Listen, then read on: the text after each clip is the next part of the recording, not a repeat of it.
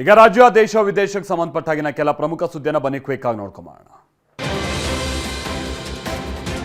SIR ಪ್ರಕ್ರಿಯೆಯ ಮೊದಲು curd ಮತದಾರರ ಪಟ್ಟಿ ನಾಳೆ ಪ್ರಕಟ ಆಗ್ತಾ ಇದೆ. ರಾಜ್ಯ ಚುನಾವಣಾ ಆಯೋಗದ ಮುಖ್ಯ ಚುನಾವಣಾ ಆಯುಕ್ತ ವಿ ಅನ್ಬುಕುಮಾರ್ ಇದಕ್ಕೆ ಸಂಬಂಧಪಟ್ಟಂಗೆ ಮಾಹಿತಿ ತಿಳಿಸಲಿದ್ದಾರೆ.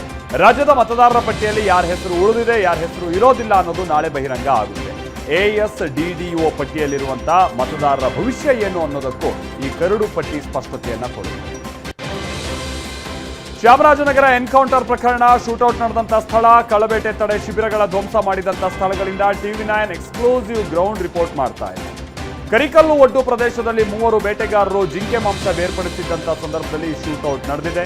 ಎನ್ಕೌಂಟರ್ ಬಳಿಕ ದುಷ್ಕರ್ಮಿಗಳು ಹೊಳೆ ಮುರಿದಿಟ್ಟ APC ಬೂದಿಕೆರೆ ಕಳ್ಳಬೇಟೆ ತಡೆ ಶಿಬಿರವನ್ನ ಜಿಲೆಟಿನ್ ಕಡ್ಡಿಯನ್ನ ಇಟ್ಟು ಸ್ಫೋಟಿಸ್ತಾ ಇದೆ. ಕ್ಯಾಂಪ್ನ ಚಾವಣಿಗೂ ಹಾನಿಯಾಗಿದ್ದು, ನೀರಿನ ಟ್ಯಾಂಕ್, ಸೋಲಾರ್ ಪ್ಯಾನೆಲ್ಗಳನ್ನು ಕಿಡಿಗೇಡಿಗಳು ಧ್ವಂಸ ಮಾಡಿದ್ದಾರೆ.